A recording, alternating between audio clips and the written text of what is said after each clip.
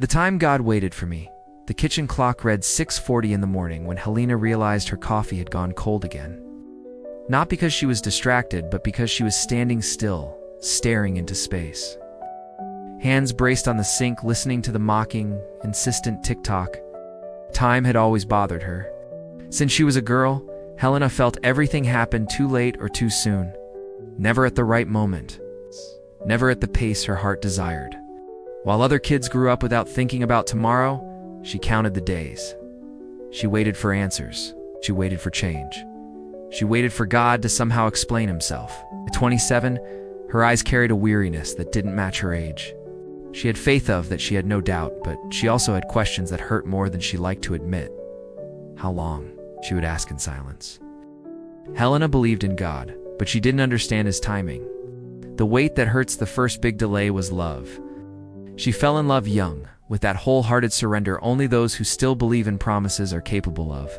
She planned a simple life full of meaning. A small house, laughter in the evenings, children running down the hallway. Love left before it could take root. There was no betrayal, no scandal, just different paths. Dreams that stopped seeing eye to eye. Helena stayed, and time passed. There were other encounters, other attempts, all too brief to foster hope, yet too long to leave no marks. And each goodbye seemed to confirm her deepest fear. God's timing was not in sync with hers. Then came her career. Graduated, dedicated, competent.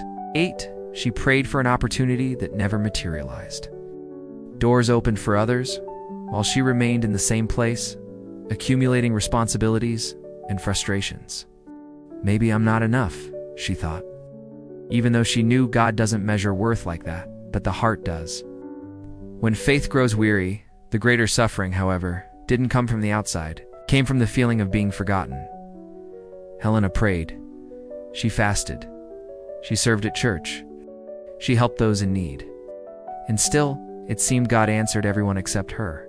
People offered platitudes. Just trust. Wait on the Lord. God's timing is perfect, but none of them brought comfort when the night fell to silent. When the bed felt too big for one body, when deferred dreams weighed heavier than physical exhaustion, she never stopped believing. But she began to believe with pain, and that is different. There is a kind of faith that bleeds in silence. The day everything stopped at 32, Helena received the news that changed everything, not because it brought a solution, but because it brought a breaking, a diagnosis, a difficult word, a possibility she had never even considered. She sat in the doctor's sterile white office and listened without really hearing. The doctor spoke, but the world seemed distant. When she walked out, the sky was too blue for someone who felt the ground disappearing beneath her. That day, Helena didn't pray, not because she didn't believe, but because she had no words left. And perhaps that's where something began to shift. The silence of God in the following months, she learned something no one teaches. God also speaks in the silence. Helena cried a lot. She questioned. She complained. And for the first time, she was honest with God. She told him she was tired of waiting, tired of platitudes, tired of not understanding. She didn't ask for answers. She asked for his presence. And something subtle happened. Nothing spectacular. No immediate miracle. No doors flung open. But she began to notice small signs of care. A friend calling for no particular reason, an unexpected peace on difficult days, a strength that emerged when she thought she had none left. It was as if God wasn't rushing, but he wasn't absent either. The time that heals from within the process was long. There were good days, there were setbacks, there was fear. But little by little, Helena realized that God's timing wasn't against her. It was working within her. While she waited for answers, God was building depth.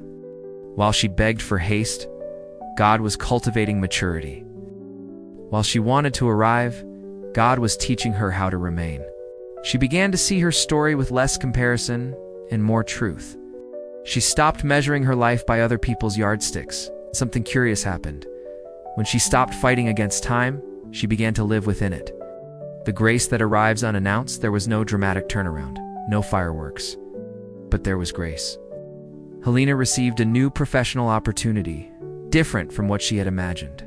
Smaller than she had dreamed, but exactly the size she needed at that moment. She made new friends. she rebuilt her routine. She rediscovered joy in simple things. And one day, almost without noticing, she woke up at peace. Not because everything was resolved, but because everything was in the right hands.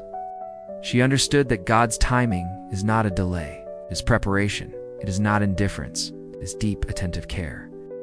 What time taught her, Helena is still waiting for some things. She still has dreams tucked away. She still has questions. But now, she waits differently, with less pressure, with more trust. She learned that God doesn't rush because he's never late, and he doesn't hurry because he never loses control. God's timing doesn't hurt. What hurts is trying to live outside of it. And when grace finally shows up, it doesn't just come changing circumstances, it comes changing who we are. Helena smiles when she looks back. Not because everything was easy, but because everything had meaning. She understands now that God didn't ignore her pain. God walked through it with her, and that changes everything. May God bless you. Thank you for getting this far. Subscribe to the channel and receive more videos like this.